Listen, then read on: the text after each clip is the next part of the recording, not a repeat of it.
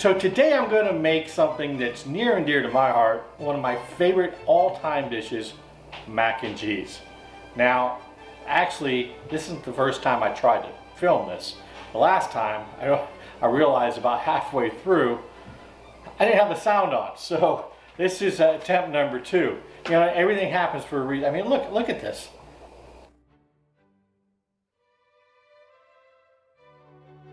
Now, wasn't that stupid? Okay. Things happen every once in a while. I screw up. But hey, I'm a firm believer that everything happens for a reason. And the reason today, or the reason for this, is that I'm going to make a better mac and cheese. There's so many different varieties. And today I think you're going to enjoy my take on the Italian influenced version of mac and cheese. Kind of where it all started. So stay tuned. I'm going to show you how.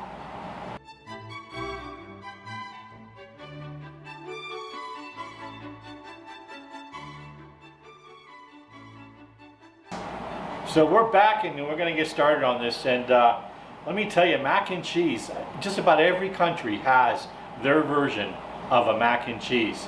And I mean, the history on mac and cheese, you can go back centuries and watch how it kind of progressed and made its way over to America and throughout the world, really.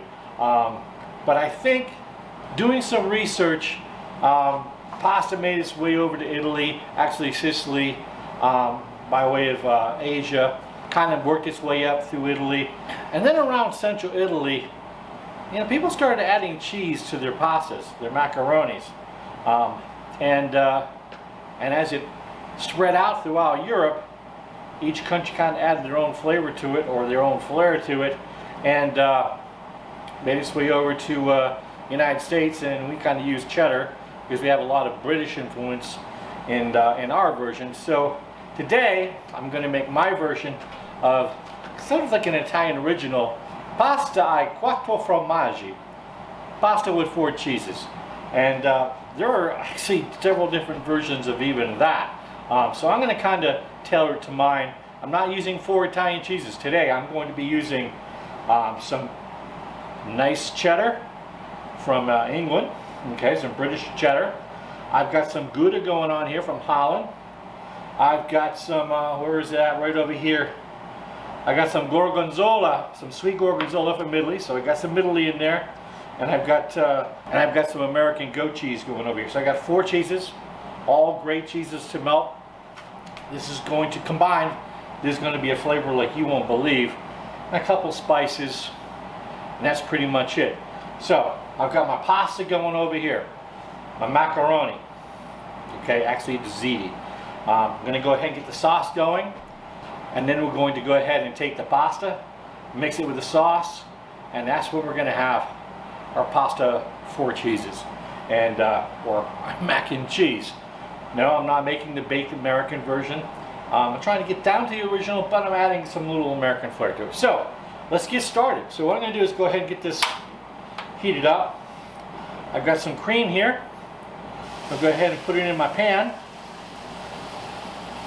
Now I'm going to take some herbs. I've got some sage, some rosemary, and some thyme here. I'm going to infuse my cream. So I'm just going to get that in there, let that heat up, and then infuse the cream.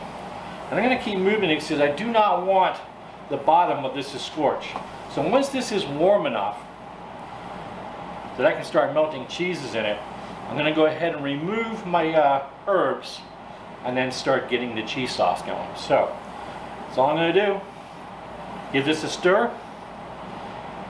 Once it's hot enough, go ahead and pull the herbs, and then we'll start adding the cheese. So stay tuned.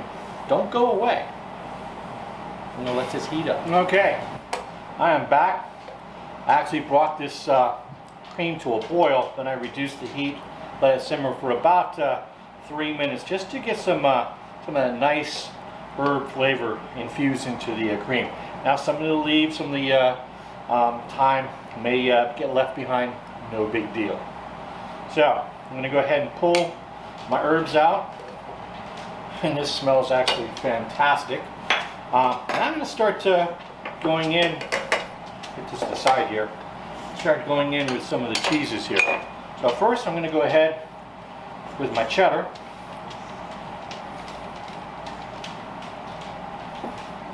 And I'll go ahead and fold this in. Get that nice and melted. By the time we've added all the cheese to this, it's going to thicken up nicely and be awesome in flavor and ready to receive the macaroni. That's already thickening up. Nice. Alright, going with the Gouda. And get that melted down. I mean, who doesn't like mac and cheese? Come on. I don't know. I mean, it's one of those comfort foods. I mean, it's the go-to comfort food. And I don't think there's a bad mac. Well, the box stuff, okay. Actually, there is a purpose to the box stuff. Let me tell you what that is. Great hangover food. Trust me. Had a few boxes when I was hungover. All right. That's almost melted down. We're looking good there. What I'm going to do is I'm going to take a break for a second because my pasta should just be about done. I'm going to go grab that, bring that over, put the last two cheeses in here. Actually, I'm going to put the goat cheese in first, and I'm going to go in at the very end with the gorgonzola because I want some of that little piece of gorgonzola to not break down so much. So let me go grab my pasta. We'll come back, we'll get the goat cheese in here, and then we'll wrap this up. Okay, pasta is at the ready. Let's go in with the goat cheese now, and we'll get that melted up. Wow, this looks so good right now, doesn't it? Every cheese I'm using is a nice cheese for melting. Now, could I have gone in with other cheeses? Sure you could. There's no written rule when you're making the pasta for cheeses that you've got to use these exact cheeses. Some Italians will use Parmigiano, other types of this Pecorino Romano. I want, you know, macaroni cheese is a worldly thing now, so I kind of wanted out all the different influences in there. That's the reason why I use some British, some American, some Italian, and some from Holland. All right, looking good. That's just about all melted down.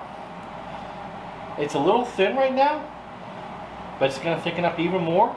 I'm going to get the pasta in there. Some of the starches from the pasta is also going to help thicken this up, as well as the remaining gorgonzola. So let's get the pasta in here. Now I have a little hot. I have not strained this. I'm just going to go straight from the pot into my cheese sauce here. So there is some salt in here, and that's the reason why I'm not going to add a lot of salt. I am going to add a little bit of nutmeg and some black pepper to this, and probably no salt. The cheese itself has got some saltiness to it, so we're going to hold off on salt. Word has it that macaroni and cheese made it over to America once Thomas Jefferson got his hands on some on one of his travels to Europe, and that's pretty much it. The rest was history for the United States as far as our venture into the mac and cheese land. There's so many different varieties. Gosh. United States Navy makes some awesome mac and cheese. Now, there was a time when we didn't. Look at the 1945 U.S. Navy cookbook, and mac and cheese, baked mac and cheese, was just macaroni in a greased pan, then layered with cheese on top of that, American cheese, and then another layer of macaroni, and then a layer of cheese, and they would bake that off. No, don't work for me. But hey, you know, that was then, this is now. All right, we're looking good. I'm gonna get this pan out of the way. I'm gonna get my gorgonzola ready to go in here, and we'll finish this off. Okay, gorgonzola time. Now this is gonna get a little messy, is I've just kind of plopped this in here. So I'm just going to kind of take little pieces out, drop it in. We'll give this a stir. I'll give it some a little bit of nutmeg, some pepper, and then we should be home free on this. And I've tried this. Oh my God, the Sweet Gorganzola, if you can get your hands on it, they pretty much have it everywhere. If you got a Wegmans, you can get it. Fantastic. All right, I'm going to wash my hands. We'll give this a stir. Okay, it's bubbling nicely here. It's not sticking to the bottom. Now we'll get that Gorgonzola worked in here. And if you could smell what I'm smelling right now, so you got to make your own, okay? And you're going to be in the land that I'm in right now. Now I'm going to tell you right now, I messed up. The cardinal sin of making pasta. I didn't stir it as much as I should have, so some of it's sticking together. But I don't know if you can really see that out there. I can see it. Oh my goodness, this looks so good. This is the Quattro Formaggi pasta that I'm used to. A little bit of cracked pepper here.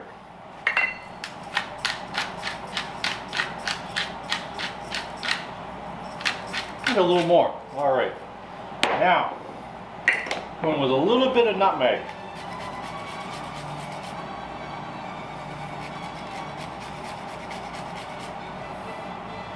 Don't want to overpower it, so we'll stop right there.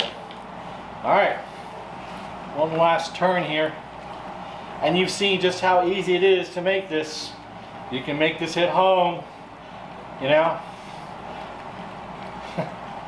Like a lot of things that I make, they're fairly easy. I don't want to overwhelm people. People that struggle with cooking, I try to let them know that cooking's not that hard.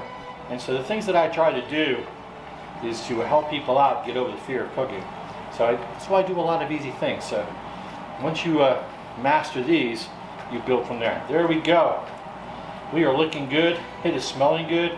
So I'm going to go ahead and wrap things up a little bit here, clean up, we'll plate some up, then we'll give it a try. Oh, and we'll do our little shout out as well. So don't go away. The best is yet to come. Now, before I go in and give this a taste, let's go ahead and do my episode shout out. And I've got a few people to give a shout out to this because, you know, I'm thinking of all the people that I think make some of the best macaroni cheese I've ever had.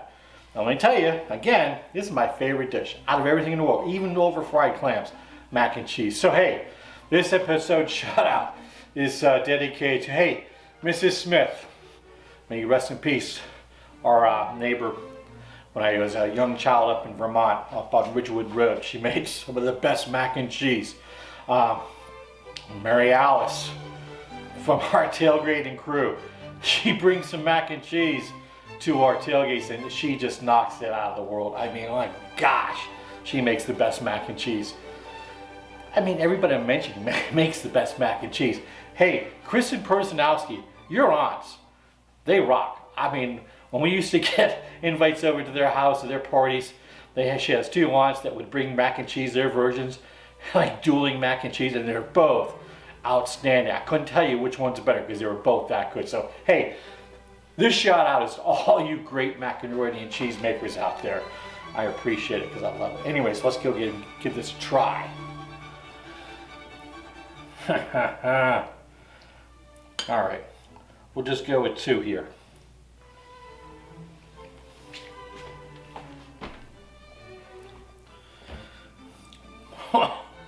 Whoa, this, you gotta try making. You know, I don't know how many you've tried making this version, but you gotta try it, okay? You don't have to make a bechamel sauce, throw it in the oven. I mean, you could, all right? But here, something just as easy. You saw how easy it was to make. And now, you're looking at my air fryer over there. I could easily put some breadcrumbs on there, get in there and toast it. And I'm already thinking about something else to make with this, because stay tuned. I already know I'm doing another episode on mac and cheese, and I'm going to add another twist to it, so make it. If you enjoyed this video, please hit the like button, subscribe, most importantly share, and right over there, hit my logo. It makes it so much easier to subscribe to the channel. So hey, until next time, thanks, and we'll see you.